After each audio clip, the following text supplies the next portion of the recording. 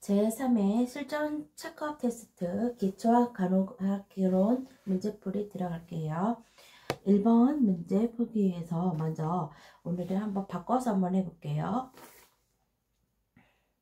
문제 1번 비타민은 자연계 식품 중에 미량으로 들어있는 유기화합물로서 생물의 정상적인 생리 기능에 필요한 영양소이다. 비타민 기능과 대사에 관한 설명으로 옳은 것은 답은 효소의 작용을 중지시키는 조효소로 작용한다. 323쪽을 볼게요.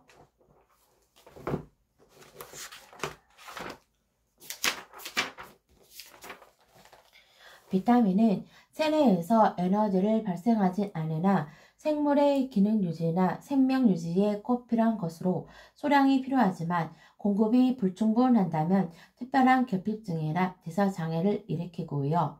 비타민은 주로 세포 내에서 화학적 반응의 촉매로서 기능을 담당하고 있고요.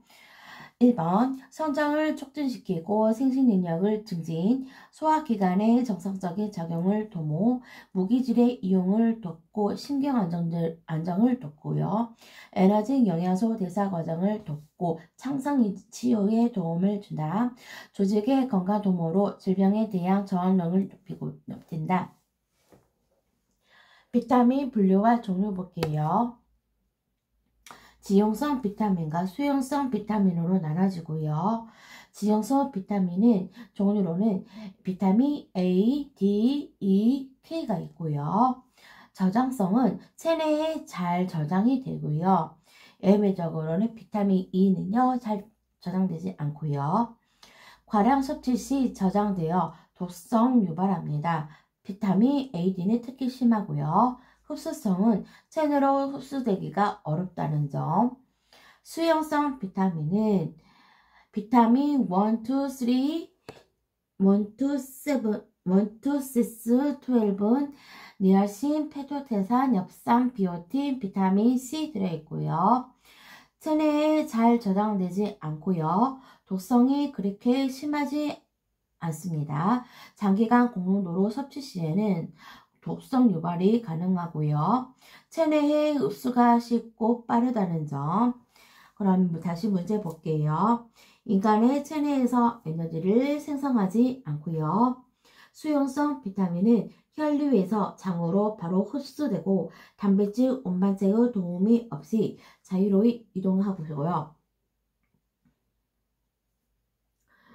수용성 비타민은 아니고 지용성 비타민은 신체에 저장되므로 매일 섭취할 필요가 없죠.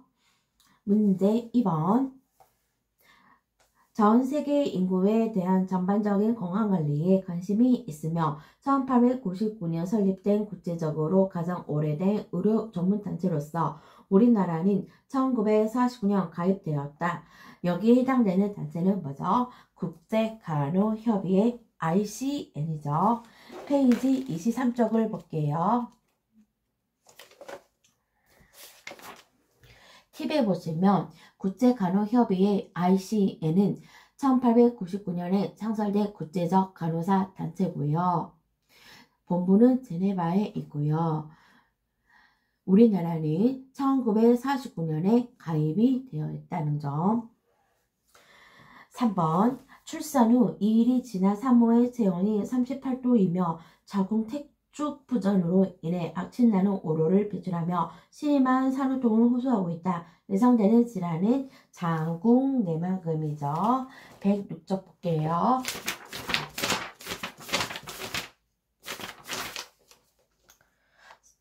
산후 감염에서 부위별 간호에서 두 번째 자궁 내막염을 볼게요. 자궁 내막염은 가장 흔한 산후 감염으로 태반이 붙어 있던 부위로 세균이 침입해서 발생하고요. 오로의 양이 많아져 암갈색이나 농성 또는 거품이 섞이고 악취가 나고요. 체온샷은 38도 이상과 전신피로 심한 산후통이 있고요. 처치 및 간호는 안정을 유지하며 다량의 수분 섭취와 파울러시 제의로 오로의 배출을 촉진, 또한 의사 지시에 따라서 자궁 수축제와 항생제를 투여한다. 문제 4번. 신부전 치료를 위해 디지탈리스 제제를 투여받는 대상자에게 반드시 확인해야 할 사항을 모르는 것은 몇 박수 저하죠. 297점. 참고의 약물 투여 시 관찰 및 확인사항. 모르핀이나 데메롤은 호흡 억제 작용이 있기 때문에 투약 전 반드시 호흡수를 확인하며 디고신과 같은 디기탈리스 투여 시 관찰해야 할 사항은 맥박으로 서맥 시 의사에게 보고해야 하죠. 서맥은 맥박 횟수당 1분당 몇 개죠? 60회 이하죠. 쿠마딘과 헤파린 같은 항응고 약물은 응고 시간을 확인한 후 투여하고요. 이뇨제는 포타슘을 제외로 배출시키므로 고저 칼륨 혈증을 확인하고 투여하고요. 좌약은 항문으로 삽입한 후 2~30분 정도 배변을 참도록 하고요. 환자가 투약을 거부할 때 제일 먼저 투약 거부를 사정해야 하고요. 다음으로 투약이 될 수 있도록 설득하며 그래도 거부하는 경우는 환자의 의사를 존중하고 간호사나 의사에게 투약이 안 된 사실을 보고하죠. 5번. 성인의 심폐소생술 시행 방법에 대한 설명은 기도유지, 의식하기, 흉부 압박, 인공 호흡 순으로 수행하고요. 흉부 압박 속도는 분당 100회에서 120회.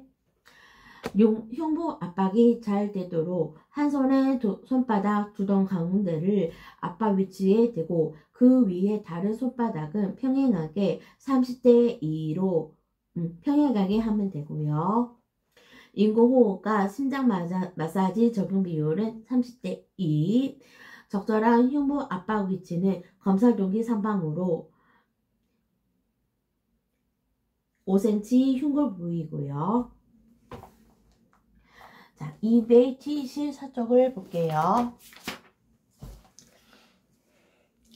심폐소생술 단계. 첫 번째 단계는 반응을 확인하는 것으로서 환자의 어깨를 두드리면서 괜찮으세요? 라고 소리쳐서 반응을 확인하고요. 이때 반응이 없으면 무의식 상태로 간주하고 주변 사람에게 도움을 요청. 그 다음에 앙왕이 눕힌 후 119에 신고하고요. 두 번째, 호흡과 맥박을 확인하는데요. 호흡 확인. 쓰러진 사람의 얼굴과 가슴을 10초 정도 관찰해 호흡이 있는지 확인하고요. 맥박 확인은요. 일반 사람뿐만 아니라 전문인들도요. 어렵고 정확히 잘 못 잽니다. 그래서 의료 제공자는 경동맥을 목동맥을 확인하는데 10초가 넘지 않도록 확인을 해야 하고요. 3단계 가슴 압박. 중요한 것만 읽을게요. 환자를 딱딱한 바닥에 바로 눕히고 성인과 소아의 경우 압박 위치는 흉골의 아래쪽 절반이며 압박의 위치를 찾기 위하여 젖꼭지 연결하는 가상의 선을 이용할 수 있으나 환자 특성에 따라 정확한 압박 위치 선정에 도움이 되지 않을 수 있다. 흉골의 가장 하단에 위치하는 검사돌기를 누리지 않도록 주의하시고요. 구조자는 한쪽 손바닥의 두덩 가운데를 압박 위치되고 그 위에 다른 손바닥을 평행하게 겹쳐 두 손으로 압박하고요. 팔꿈치를 펴고 팔이 바닥의 수직을 이루도록 하여 체중을 이용하여 압박한다. 성인의 경우 흉골 5cm 내려가도록 손꿈치로 압박을 가한다. 반드시 흉복의 압박을 가한 시간만큼 심장으로 혈액이 충분히 들어오도록 압력을 완전히 제거하여야 회복 시간을 준다. 분당 100에서 120회로 하고 중단 시간은 10초가 넘지 않도록 하시고요. 여기서 인공호흡, 훈련된 구조자는 머리 기울임, 턱 들어 올리기를 방법을 사용하여 기도를 개방. 가장 많이 이용되는 방법은요. 구강 대 구강 인공호흡법이고요. 옆에 팁에 볼게요.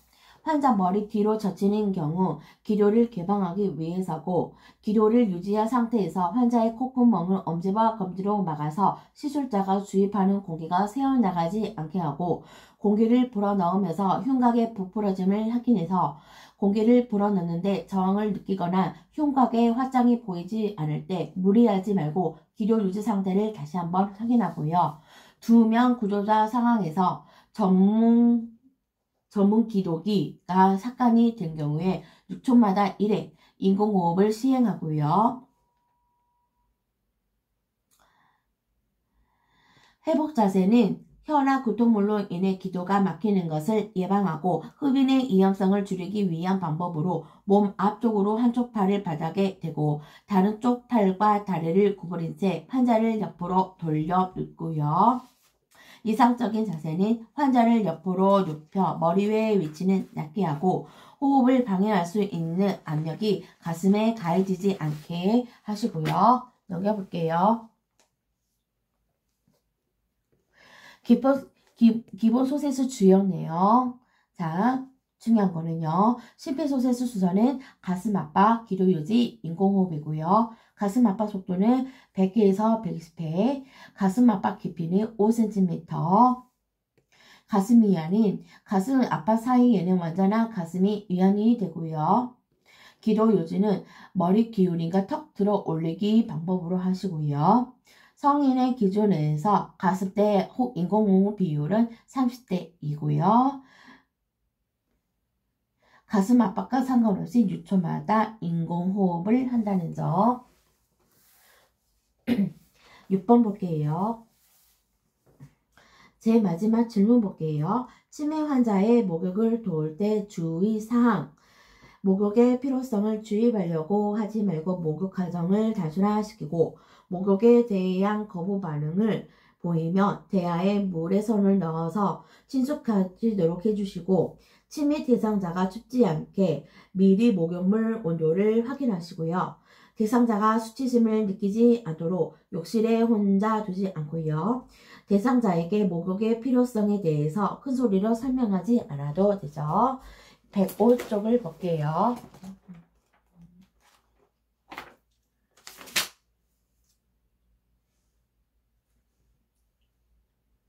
아, 210쪽이 되겠네요. 네. 자, 치매 노인 간호에서 210쪽에 보시면 위생 간호 도끼가 나와 있고요.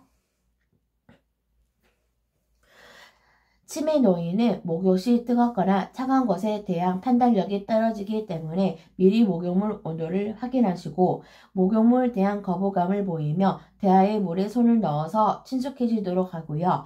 치매 노인은 욕실 내에 혼자 머무르게 하지 않는다.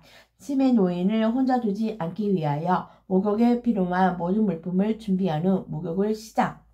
목욕의 필요성을 주입하려 하지 말고 목욕 과정을 단순화시키고 피부가 접혀지는 부위를 잘 씻었는지 확인하고 목욕을 한 후에는 물기를 잘 닦아주고 건조시키고 삼켜도 상관없는 어린이용 치약을 사용하며 거울을 보고 치수질을 하거나 옆에서 한쪽 다시 보여주고요.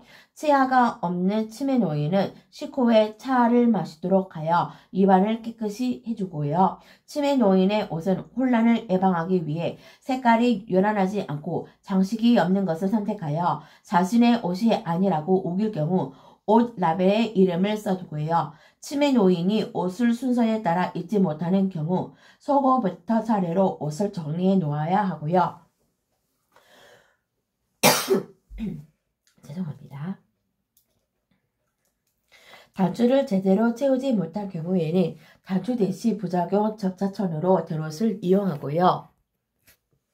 앞뒤를 구분하여 입지 못하는 경우에는 뒤 바꿔도 입어도 무방한 티셔츠를 입게 하죠.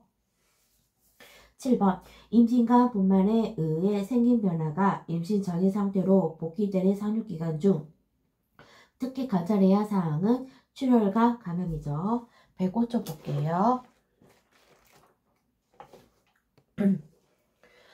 상륙 제일 위에 상륙기에 일어날 수 있는 고위험 상태로서 모성 사망에 중요한 것에는 산후 출혈, 산후 감염이 있죠. 8번. 태반이 다 나오면 태반을 주의 깊게 살펴보아야 하는데 이처럼 태반 만출 후 태반을 검사하는 이유는 옳은 것은 태반 결선 조직 여부 및 태반 잔여물을 측정하기 위해서죠. 그래서 답은 4번이죠. 자, 페이지 89쪽 볼게요.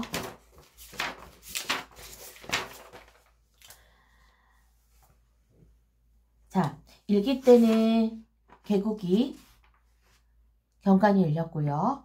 2기 때는 태아가 만출돼서 나올 준비를 했고요.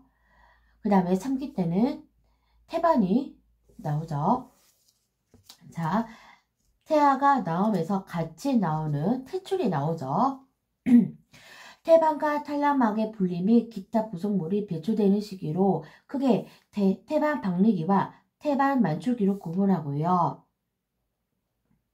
태반 박리의 징후를 볼게요. 칠곡 결합 상부를 눌러도 제대가 당겨 올라가지 않으며 자궁 저부가 일시적으로 배꼽 이상으로 상승하고 팽팽해지고 자궁 저부가 낙차가던 자궁이 둥글게 공 모양으로 변한 질구에서 제대로 늘어져 수 센티미터 더 탈출되어 나오며 칠곡 결합 바로 위를 압박해도 그대로 있다. 태반이 박리되면서 갑자기 질로부터 약간의 출혈이 생기고 산모는 고통을 호소하죠. 그 다음에 태반이 만출이 되죠. 태반이 나오면 양속으로 받아서 천천히 일정한 방향으로 회전시키고요. 태반이 다 나오면 모체면의 조직에 결손이 없는지 태반의 가장자리 혈관이 단절되었는지 살펴보고요. 치료, 산모 사정은요. 출혈 유무, 산도의 열상 확인, 자궁 수축 상태, 활력 징후 사정, 방광 팽창 여부를 확인하시고요. 자, 태반은 자, 두께를 갖는 것으로 자, 태반의 결손 여부를 조사를 해야 되겠죠. 자, 89쪽에 팁으로 볼게요. 이렇게 태반이 만출될 때 태반을 검사하는 이유는 뭐냐면 태반 결손 조직 여부 및 태반 잔여물을 측정하기 위해서죠. 9번. 분만일기라 분만 시작을 알리는 자궁의 수축이 규칙적으로 시작되어 경관이 완전히 결릴 때까지 말한다. 이때 일기관으로 옳은 것은 답은 가벼운 유동식을 조금씩 주고요. 분만일기 때 보행을 장려하고요. 진통시 때는 보가 금지, 관장도 하면 안 되고요. TPR은 6시간 간격으로 아니고 수시로 봐야죠. 자, 한 장 넘겨서 분만체 읽기 개곡이 볼게요. 분만 시작을 알리는 자궁의 수축이 규칙적으로 시작되어 경관이 완전히 열릴 때까지를 말하고요. 자궁 수축 간격은 점차 단축되고 지속기간이 길어지고 동시에 강도도 차차 강해지고 자궁 경관 부위가 점차 짧아지면서 얇아져서 마치 종이처럼 되어가는 거상 효과가 나타나고요. 경관 내에 내려온 난막의 부분을 태포라 하고 자궁 수축이 심해짐에 따라서 태포도 더욱 진입이 촉진되고요. 강한 수축으로 태포는 파열되어 2-30cc 정도의 양수가 나오는데 먼저 이를 파수라 하여 태아가 통과하기 쉽게 하는 역할을 하고요. 파수 후 가장 먼저 관찰해야 할 것은 태아 심음. 분만 중에 양수 색깔이 압력색을 보일 경우 태아가 산소 결핍으로 인해서 태변이 배출한 것이므로 유의하시고요. 치료와 간호에서 인부 쪽 볼게요. 제일 중요한 거 회음무, 상모, 보호각, 금지, 활력징후 및 구강 간호를 실시하고요. 전신 목욕을 금하고 진동을 촉진시키기 위해서 실내를 걷게 하고요. 진동이 강하게 오면 누워있게 하여 조기 파스나 구속 분만을 예방, 가벼운 누력씩 조금씩 주고요. 초기에 관장에 배변하게 함으로써 산대 오염에 방지하고 자궁 수축을 촉진하고요. 너무 많이 관장하면 안 되고요. 배뇨도 충분히 하도록 하고요. 정체하게 되면 감염을 일으키기 때문에 태아 하강이 지연되고요. 30도 정도로 상체를 올린 체위나 본인이 가장 편한 체위를 하시고 라마즈 호흡을 하게끔 해주시고요. 태아 심은 장치, 자궁 수축과 수축 사이에 청취하고요. 파수가 되면 태아 심음을 먼저 체크해 태아의 안녕을 확인하시고요. 여기까지 볼게요. 자, 위에 팁, 위에 걸 볼게요. 부만일기 임신부의 간호, 인부의 제의를 치기로 해주시고, 활동기에 사용된 호흡법 가르치고, 자궁 수축 인부에게 용기를 주고, 인부에게 태아 심음을 들려주시고, 수축과 수축 사이에 휴식을 갖게 하면 되죠. 10번. 소화성 궤양은 식도소장 중 어느 부위에서 나타날 수 있는데 어디서 잘 발생하는 부위냐 물어봤는데요. 283쪽을 볼게요. 실무책 확인하세요.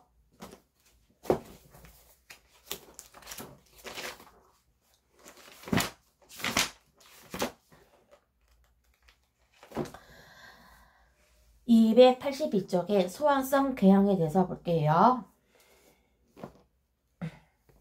위점막 유음은 또는 십이지장 점막의 일부가 어떤 원인으로 괴사되는 것을 궤양이라 하고 근육층까지 침범해서 뚫어질 수 있고요.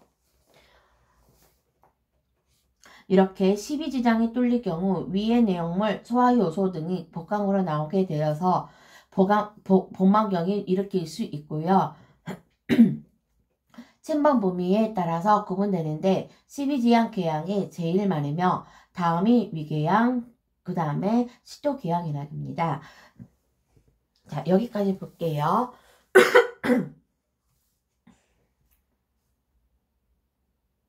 문제 보면은 자, 12지장 확인됐고요. 순환기계 특이적 증상으로 부종을 앓고 있는 K씨의 염분을 제한하는 이유는 뭘까요? 자, 답은 염분은 조직 속에 수분을 축적하는 성질이 있기 때문. 322쪽을 볼게요. 순환기계 질환에서요. 자, 특이적 증상이 있는데요. 여러 가지 10가지 증상이 있는데 그 중에서 세 번째 부종을 볼게요. 부종은 청골 부위, 발목, 발등, 신체의 의존적 부위에서 볼 수 있고요.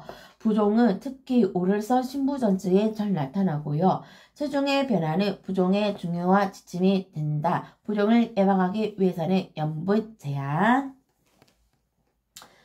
12번 마지막 끝에 임신 말기에 통목욕을 되도록 삼가야 하는 이유는 뭘까요? 욕조로 이동 시 무게중심이 변하여 외상의 가능성이 있기 때문이죠. 기초 간단하게 58쪽 볼게요.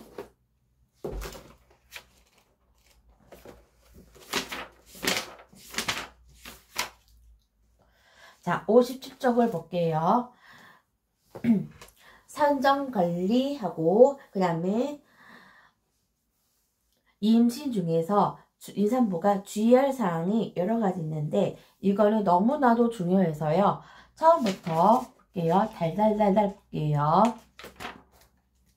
임산부의 주의사항, 태아의 골격 형성과 모체의 치아 보호를 위해 칼슘을 섭취, 충치는 임신 전의 치료, 관장, 만화제, 구춘제, 상가, 임신 말기 통목욕 금지, 단백질 섭취하되 균형 잡히 식사, 고단백, 저지방, 평상시와 같은 적절한 운동을 해주시게 해주고 화지 부종 시 다리를 눕혀주고요. 청결의 유의, 통풍이 잘 되면 속옷 입어주고 자주 빨아서 갈아입고요. 너무 끼는 옷은 입지 않는다. 8시간, 9시간 정도의 수면과 1시간 정도의 휴식, 정신적 안정을 취하고 여행, 장거리 보행은 되도록 삼가. 입덧은 6주에서 12주 사이에 일어나고 입덧이 심한 임산부는 탄수화물이 많이 함유된 음식을 섭취, 소량 자주 먹고요. 자리에서 일어나기 전 많은 음식, 비스킷, 크래커, 토스트를 약간 섭취해서 수분 섭취 3000cc 이상을 권장하고 과식은 금하시고요. 임산부가 진료받을 때는 절석이, 세석이, 신체 노출을 최소화, 임신 말기 임산부에게 나트륨 제한, 그리고 철분이 임신이 진행되면서 혈액량 증가로 철분이 요구, 철분 부족에는 살코기, 간, 생선, 달걀, 노른자 섭취하도록 해주시고요. 임신 말기, 욕조로 이동 시 무게중심이 변하여 외상 가능성이 있기 때문에 통목욕 삼가, 유방보호는 후반기 때 실시, 초인분은 임신 5개월부터 시작, 부드럽고 마른 수건으로 살살 문질러 유두를 단련, 알맞은 브레드로 지지해주고요. 세척 시에는 중성 비누와 물을 사용하고 함몰 유두는 미리 가공하여 수유에 대비, 엽사는 적혈구 생성을 위해서 필요, 깊이 변매되며 태아의 신경계에 악영향을 미치고 태아의 성장을 지연시키기 때문에 충분히 섭취. 임시 말기에는 쭈그리고 오래 앉으면 안 되고요. 손이나 눈 주위에 부종이 있으면 요 검사를 해보고요.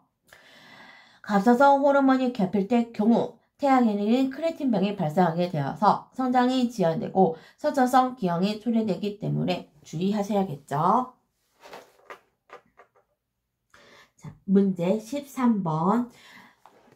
임신 후반기 출혈의 원인으로 옳은 것은 답은 전치 태반이죠. 73쪽을 볼게요.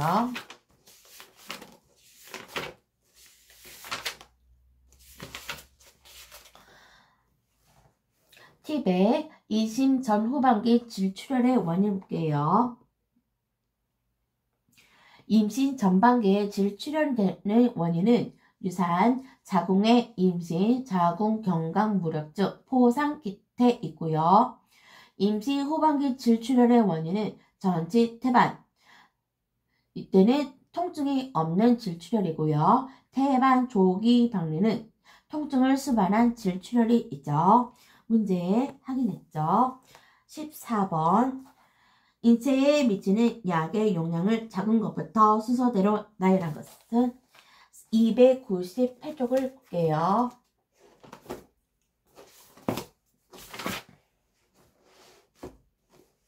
약물의 용량.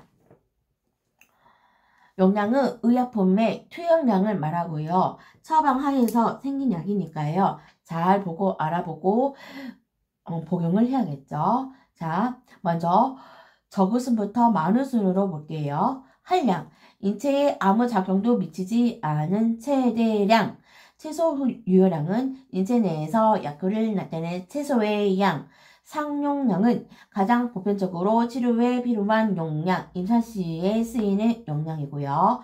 최대 유효량 극량은 인체에 위험하지 않게 질병 치료를 위한 최고의 양, 중독량은 최대 유효량 이상의 양으로 투여하여 인체에 중독을 일으킨 양, 내량은 중독을 일으키지만 죽음에 이르지 않는 용량, 치사량, 죽음에 이르는 양으로 동물실험의 50%가 치사량이 되죠.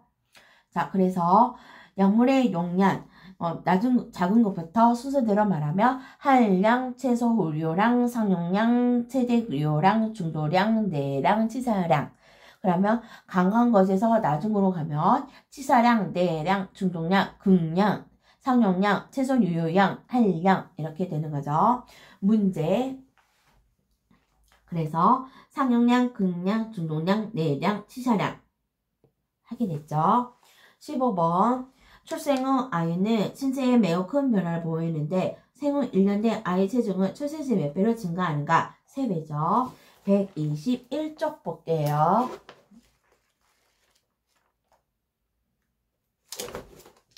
신체적 특성에서 신장 및 체중.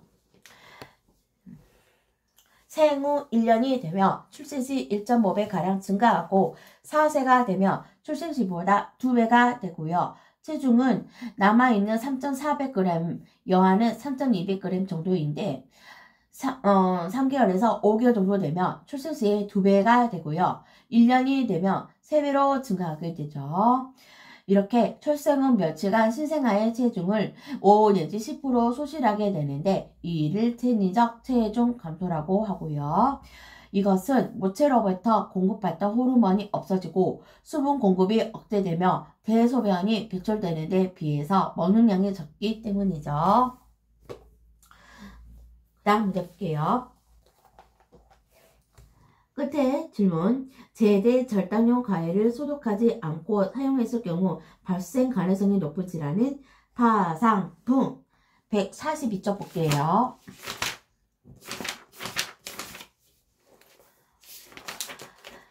자, 감염과 관련된 고위험 신생아 가로독기에서 자, 고위험 신생아만이 걸리는 병, 감염증은 폐혈증, 괴사성 장염, 파상풍, 그 다음에 연쇄상구균, 임균성 안염이 생기는데요. 여기서 파상풍 엄청 중요하죠. 볼게요. 성인에서도 파상풍 많이 나오죠. 자, 파상풍 제대를 통해서 감염되며 잘 소독되지 않은 클램프나 칼로 제대를 절단하여 생기는 경우가 많고요. 출생 후 수시간 12일쯤 사이에 생기고요. 몹시 울며 젖을 빨지 못하고 입술 내어밀거나 눈썹이 올라가며 경솔성 안면이 나타나고 심해지면 급진적으로 근육 강제과 사지의 강직성 근육으로 인한 후구 반장이 나타나고요. 파상풍 하나 간호 시에는 특히 호흡 상태를 주의 깊게 관찰하고 경련 발생 때문에 방안을 어둡게 해서 호흡근의 마비를 예방도록 해주시고요. 치료 시는 항생제나 항독소, 진정제를 투여해서 산소를 공급해 주죠. 17번 인간의 성장 발달은 복잡하고 다양한 변화 과정의 연속인데 성장의 의미에 대한 설명 치수로 잴 수 있고 눈으로 확인할 수 있는 신장 및 체중의 증가를 말한다. 111쪽 필게요.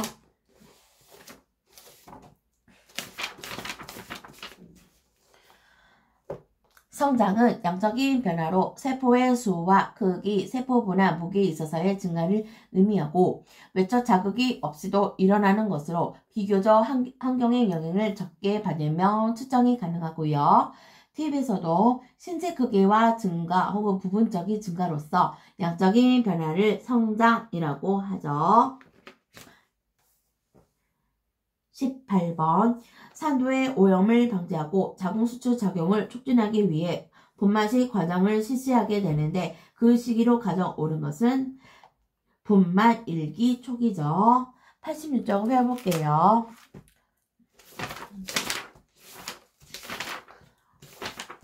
아까 다른 문제에서 한번 체크했는데요. 관련된 것만 볼게요. 제1기 개국 2. 자, 인부의 치료와 간호에서 해양부 상무하고 복압을 금지하고 활력증후 구강 간호를 실시하고요. 전신 목욕 금하고 진통을 촉진시키기 위해서 실내를 걷게 하고요. 진통이 강하게 오면 눈에 누워있게 해서 조기 파수나 급속 분만을 예방, 가병 후 유동식, 그리고 초기에 관장해서 배변하게 함으로써 산도의 오염을 방지하고 자궁 수축을 촉진하고요. 진행이 많이 된 사람은 관장은 안 되죠. 여기까지 볼게요. 19번 임신 초반기에 감염되면 기형을 유발할 수 있는 감염병은 뭘까요? 풍진이죠. 79쪽 볼게요.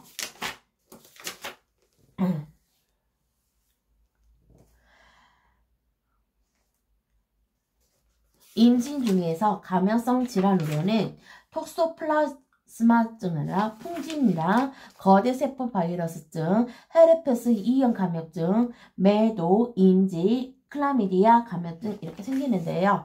그 중에서 풍진 볼게요. 풍진은 매우 중요하고요. 원인은 풍진 바이러스고요. 증상은 미열, 권태, 코감기, 다발성, 관절염, 모가기 뒤쪽에 리프선 쪽이죠. 태아 감염 경로는 태반이고요. 신생아에게 미치는 영향, 선천성 기형 초래, 심장질환, 백내장, 첨가사실, 뇌기형, 간과 기장의 비대, 황달, 짖는 발달에 지연이 생기죠. 자, 예방은 인부는 제외하고 가임 여성에게 예방접종을 실시하고요. 예방접종 후 한 달 동안은 임시 금지, 임시 초기 감염 시 치료적 유상 고려고요. 옆에 팁을 볼게요.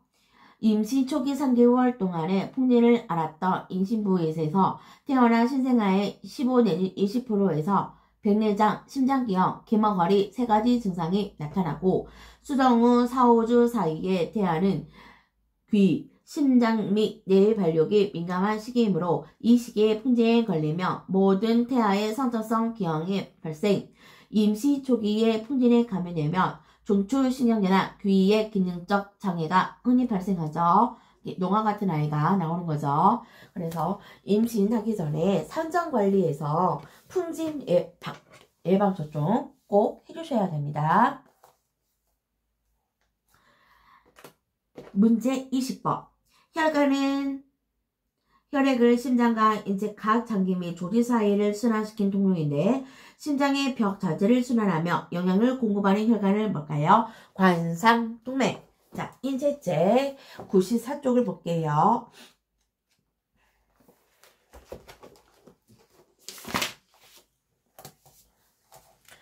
팁에서 관상동맥과 관상천맥 나왔죠. 심장에는 심장 자체에 혈액을 공급하는 주요한 혈관이므로 관상동맥과 이들이 공급한 혈액을 거두는 관상천맥을 주행하고 있고요. 관상이란 말 그대로 머리에 쓰는 관으로 심장을 둥글게 한 바퀴 둘러싸는 형태로 분포함으로 생긴 이름이죠.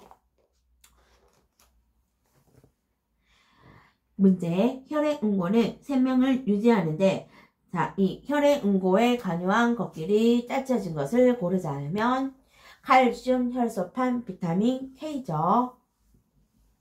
83쪽 인체책이에요.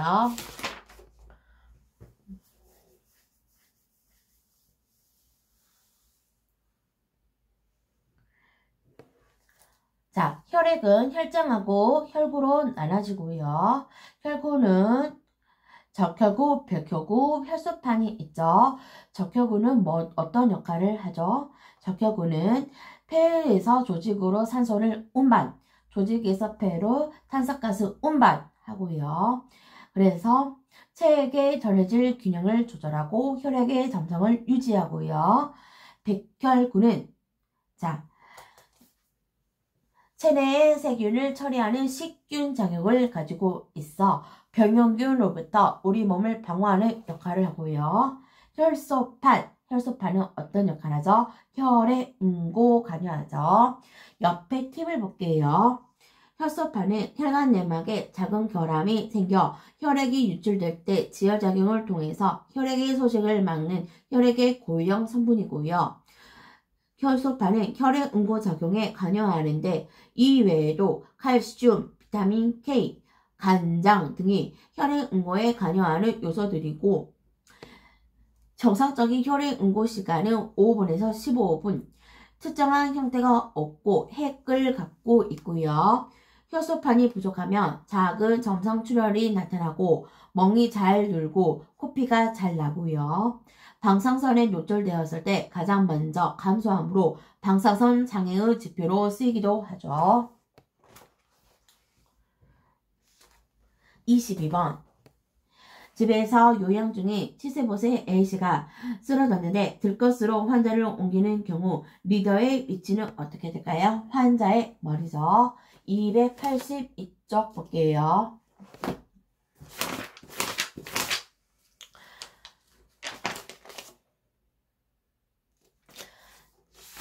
자, 앞장을 넘겨보시면 운반법에 대한 설명이고요. 운반법 할 때 주의할 점이 나와 있거든요. 여기는 좀 중요한 내용이 많아서 앞에서부터 조금씩 볼게요. 먼저 환자 운반 시 주의점 팁을 볼게요. 환자를 운반함에 있어 신체 역학을 고려하여 운반자의 근육이나 골격의 긴장이 가지 않게 주의하시고 무거운 것을 들어 올릴 때 다리 근육을 사용하여 허리에 무리가 가지 않게 할 것과 기장면을 넓게 유지하기 위하여 어깨 넓이만큼 양말을 버리고 서고요. 처치자는 누워있는 환자 몸 곁에 가까이 서서 옮기는 것이 허리를 덜 사용하는 방법이 있고요. 자, 비응급 운반법. 5번부터 볼게요. 환자를 들어 올릴 때 구조자는 두 발을 모은 자세보다 두 발을 어깨 너비 정도로 벌린 후 한쪽 발을 바깥쪽으로 향해 다른 쪽 발보다 한 발 정도 앞에 놓은 자세가 안전성이 있고요. 허리를 사용해서 환자를 들어 올리지 말고 다리를 구부리면서 환자를 들어 올려야 하고요. 환자를 붙잡거나 운반할 때 등을 곧게 펴고 환자를 어깨와 다리를 근육에 기대게 하고요. 환자를 잡아당길 경우에는 허리를 똑바로 펴고 팔과 어깨를 사용하여 잡아당기고, 환자를 다룰 때는 균형을 유지하기 위해서 처치자의 발은 환자의 시체에 가능한 가까이 위치해 주시고요. 이동차나 들것으로 평지를 갈 때 운반자는 일반적으로 환자의 다리를 앞으로 걷는 것이 보통이고요. 이동차나 들것으로 계단이나 언덕을 오를 때 머리 쪽을 앞으로 해서 운반하고 내려갈 때는 반대로 해야죠. 그래야 구급차를 이동할 때는 머리를 앞으로 넣죠. 그 다음에 옆에 팁을 볼게요. 다시 반복할게요. 가능하면 환자와 가까이 위치하여 불편한 자세는 피하여 근육이 긴장되지 않도록 하시고요. 무거운 것을 들어 올릴 때는 허리를 사용하지 말고 다리를 구부리면서 들어 올리고 환자 운반 전에 필요한 응급처치를 실시하고요. 제일 밑에 경사진곳을 내려갈 때는 환자 다리 쪽을 앞으로 한다는 거죠. 문제 볼게요. 신생아는 묽고 점액을 포함하는 독화생 변을 보게 되는데 신생아 이해면이 나타나는 시기는 생후 4에서 14일이 되죠. 123쪽 펴볼게요.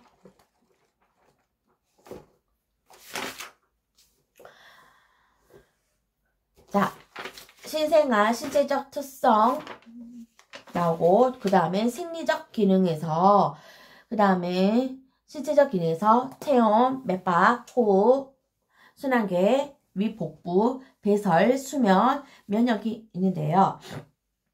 너무나도 중요하기 때문에 체온부터 볼게요. 보통 신생아 체온은 36.5도에서 37도고요. 맥박은 불규칙하고 빠르며 120에서 140회, 호흡은 30에서 60회고요. 호흡은 복식 호흡이고요. 혈압은 불규칙하는데요. 보통 80에서 70에서 40이고요.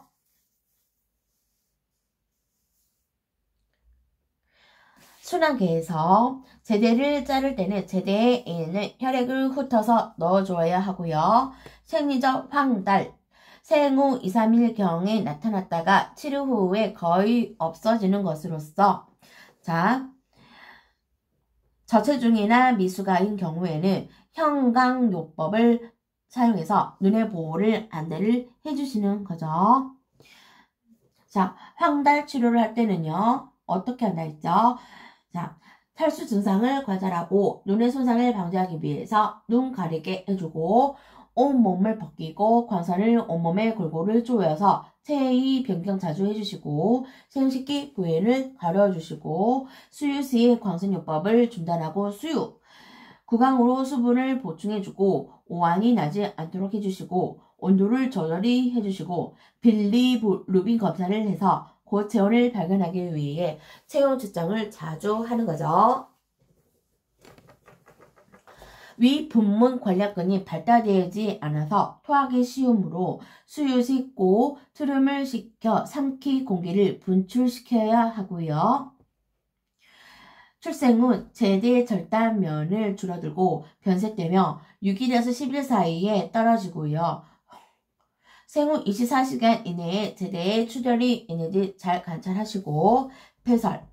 배뇨는 이미 출생 시 시작되었으며 첫 배뇨는 출생 직후에 시작하게 되는데 그 양은 10cc 정도고요.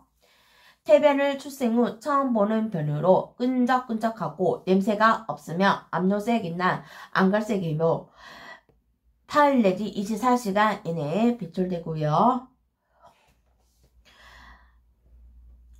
만약 하루가 지나도록 퇴별을 보지 않을 경우 학문 직장 기형을 의심할 수 있고요. 퇴별을 다 본 후 생후 4에서 10살 사이에 묽고 점액을 포함하는 녹화된 변을 보는데 이를 이행변이라 하고요.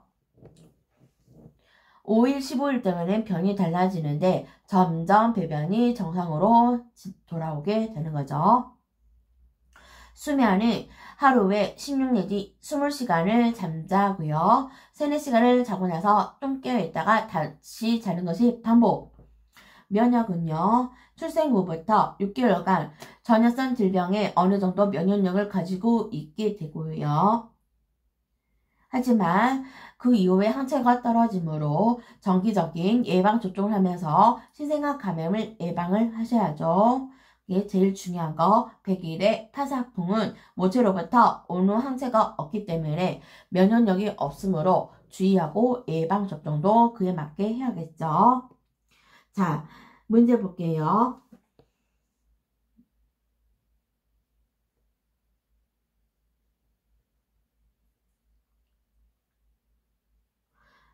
호르몬은 모체의 신체에 여러 다양한 기능을 수행하게 되는데 임신 시 배란을 억제시키고 임신을 지속시키는 호르몬은 뭐죠? 프로게스테론이죠.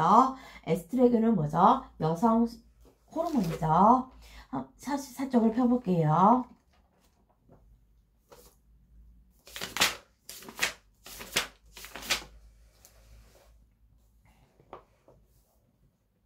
자, 배란을 볼게요. 성수 난포로부터 한개 난자가 매월 복강 내에서 배출되는 이것을 배란이라 하고요. 이때 기체 체온이 상승하는데 배란기 때는 경관 점액의 정성도가 변하고요. 맑고 깨끗한 양도 풍부한 점액의 점도가 묽어지고 잘 늘어지게 되고 현미경으로 보면 양출시물 모양인 질분비물의 결정체를 볼 수 있고 이 배란이 된 후에 황체라 해서 황체 호르몬 프로게스테론이 분비되어 에스트로겐에 의해 증식된 자궁내막의 수정란이 창성하게 도와주고요. 임신이 되면 황체는 커져서 프로게스테론의 분비로 왕성하게 되어 배란을 억제시키고 임신을 보호하고요. 임신이 성립되지 않으면 에스트로겐과 프로게스테론이 감소되면서 황체는 하얗고 조그맣게 점차 섭취되어 자궁내막이 파괴되어서 버리는 것이 이게 바로 을경이죠.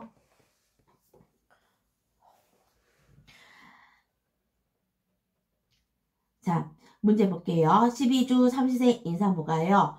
철분성 결핍성 빈혈로 진단이 되었는데 그러면 헤모글로빈 수치는 몇일까요? 10이죠. 78쪽을 볼게요. 자, 임신하고 관련된 질환 중에서 그 중에서 혈액적으로 장애가 생기는 것이 빈혈이 있는데요. 빈혈은 보통 정상인의 그 빈혈 수치는요. 남성은 13이고 여성은 10인데요. 임신부는 체중과 혈장량을 증가를 감안해서 10일 미만으로 정의하고 있죠. 그래서 답은 10이 되는 거죠.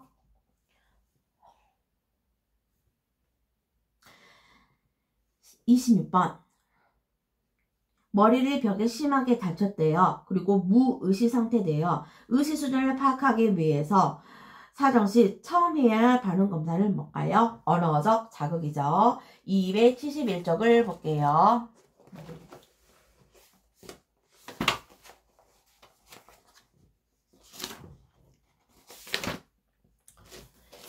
끼시면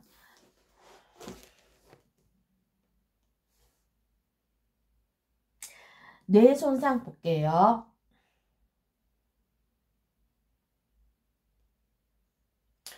뇌 손상이 생기면 자, 타박상이나 뇌출혈이나 어떤 파편으로 손상을 입으면 자, 응급처치 어떻게 하냐면요. 먼저 기도를 유지하고요. 출혈과 쇼크를 조절시키는 시고 환자의 기본적인 상태와 상태 변화를 파악하죠. 의식 수준이나 반응 수준, 동공 반사 이렇게 파악을 해야겠죠. 그 다음에 절대 안정시키고 머리를 상승시키는 재해를 제하고 외과적 처치를 위한 준비를 하시면 되죠. 문제 27번. 위 손상 및 위궤양 외상 등 다양한 원인에 의해서 나타날 수 있는 뇌출혈의 증상은 뭘까요? 청색증, 불안, 갈증이죠. 270쪽 방금 했던 옆에 볼게요.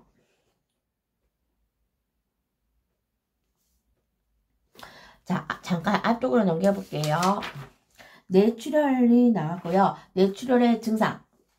위로부터 나오는 출혈은 음식물과 같이 나오며 커피 찌꺼기와 같이 보이고요. 폐로부터 나오는 출혈은 기침과 동시에 나오며 서로색이고 거품이 섞여 있고요. 자, 빠르고 약한 맥박, 갈증, 불안, 청색증 증상을 보이고요. 처치는 어떻게 할까요? 반듯하게 눕히고 마실 것을 주지 않고요. 기침을 하거나 토하며 머리를 옆으로 돌려주시고 호흡이 곤란한 경우 호흡하기 쉽도록 환자의 머리와 어깨를 높여주어야 하고요. 안정시키고 의식상태에 사정하시고 의식이 없을 때 환자를 모로 눕혀 피가 폐로 들어가지 않게 할 수 있게 하고요. 통증 호소더라도 출혈 부위를 알 수 없다는 더물 주머니를 대주지 않죠. 모유의 장점으로 옳지 않는 거 문제죠. 자, 모유의 장점은 경제적이고 소화가 잘 되고 정서적이고 우유보다 비타민 함유가 많죠. 나머지는 답이 되겠죠. 129쪽을 볼게요.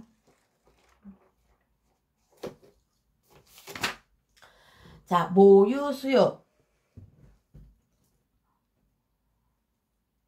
자, 모유 수유는 분만, 초유는 분만 후 인해서 3일 동안에 분비되고요. 끈적끈적, 황색, 면역체가 충분히 있으며 태변의 배설을 돕고 성숙육 비해서 색깔이 진하고 비중이 더 무겁고 비타민 A, 단백질, 무기질 많고 탄수화물과 지방, 열량 더 적고요. 되도록이면은 모유를 먹이시고요. 만약에 초유를 먹일 수 없는 상황이라면 네, 수유하는 것도 좋죠. 자, 밑에 장점 볼게요. 천연적으로 생성되어 경제적이며 쉽게 먹일 수 있고 항상 일정한 온도를 유지, 신선, 위생적, 소독할 필요 없고 편리, 우유에 비해 적절한 양의 비타민 A와 당질이 더 많이 함유되어 있고요. 소화가 잘 되고 구토, 설사, 변비, 알레르기 가능성이 적고요. 여러가지 면역 글로불린의 함유로 면역력이 증가되어 방어 능력이 있고요. 모유 수유 시 뇌하 수체에서 오시토신과 프로라틴이 분비되어 모체의 배란을 억제해서 자연히 피임되고 모체 건강 회복을 빠르게 하고요. 모자 간의 애착 촉진과 소유에 함유된 염분은 태변 배설을 돕고요. 자궁 수출이 되어서 산육기가 단축되고 산후 비만증을 억제되죠.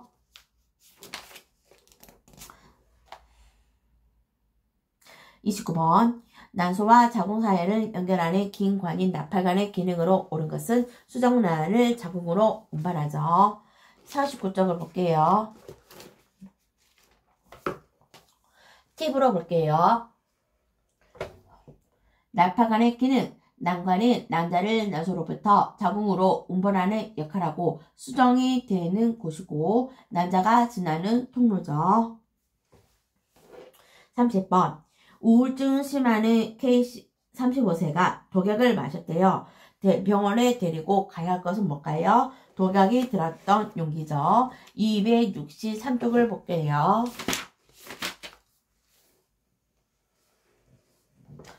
팁 두 번째. 경부 중도 환자의 병원 이송 시 중요 사항. 독약을 마신 환자를 병원에 데려갈 때 토물 및 독약이 들어있던 약병을 가지고 가는 것이 중요하죠. 31번. 녹슨 못에 찔려 파사풍에 감염된 환자에게 광선을 쪼이면 안 되는 이유는 경련을 촉진시키기 때문이죠. 238쪽 볼게요. 팁의 제일 위에 보실까요? 파사본 감염 경로 주의점. 감염 경로는 찰가상, 열상, 자상, 절상, 외상 이런 외상로에 의해서 경로가 감염이 되고요. 주의점. 파사본 환자에게 광선을 쪼이며 경련이 촉진되기 때문에 주의하셔야겠죠.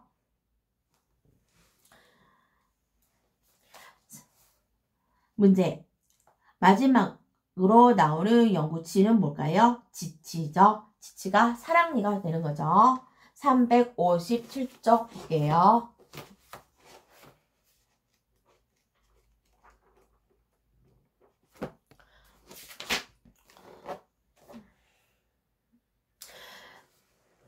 자, 중요한 것만, 키포인트만 볼게요.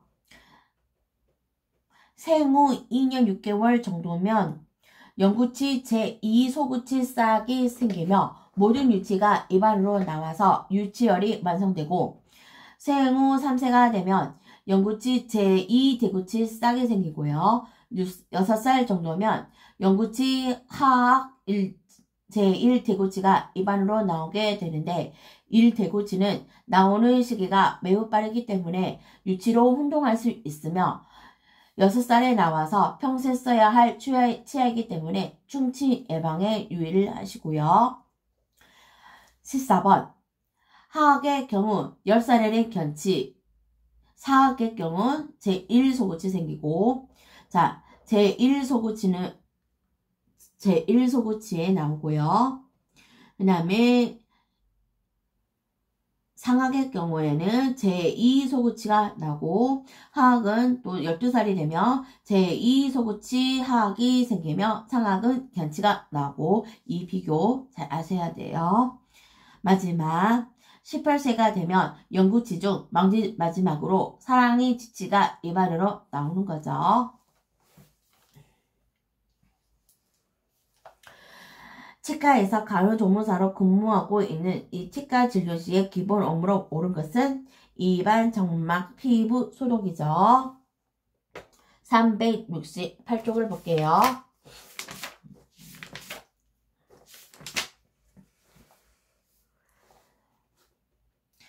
환자를 진료하기 전에 준비사항이 있는데요.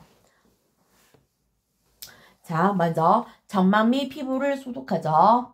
과사나 수소수나 아클린 등으로 세정하고 감염에 유의하셔야 되고요. 그 다음에 방수법. 방수법은 뭐냐면요. 쉽게 말하면 우리가 치과에 누워 있잖아요. 그러면 치료하기 전에 침이나 혀 같은 것을 좀 신경 쓰겠죠. 그러기 위해서 움직이지 않게 감염이 될 수 않게끔 깔잖아요. 이렇게 가만히 놔두게끔. 그게 방수법을 말해요. 자, 보통 간이 방수법을 볼게요. 솜 또는 거즈 등의 상악에는 치열과 혀벽과의 사이, 하악에는 혀 아래로 삽입해서 타액의 흡수를 시키죠. 타액이 많이 흡수되면 다시 새 것으로 교환해서 환부를 계속 건조시켜줘야 되겠죠. 왜 이렇게 하냐면요. 팁이 나와 있죠. 수분의 침입을 방지하기 위한 거죠. 34번. 한방간호시 가장 중요시하게 되는 것은 뭐죠? 환자의 정신이 되겠죠. 398쪽을 볼게요.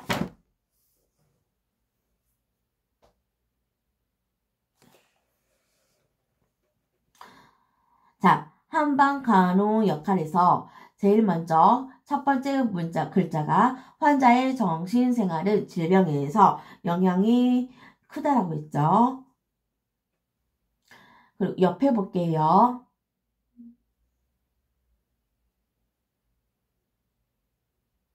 팁 세 번째, 환자의 마음가짐. 환자 간호시 한방에서는 환자의 마음가짐을 가장 강조한다 했죠. 자, 35번. 동양의학의 주요 특징으로 옳은 것은, 자, 방금 했던 내 책 위쪽 보시면 동양의학의 특징이 나와 있죠. 생명 현상을 정신적인 면과 육체적인 면을 동시에 고찰하되 정신적 영향에 치중하고요. 인간을 대자연에서 파생된 소우주로 관찰, 인체에 나타나는 생리 현상이나 병적 변화 현상도 대자연의 운행 과정에서 생길 것으로 생각하고요.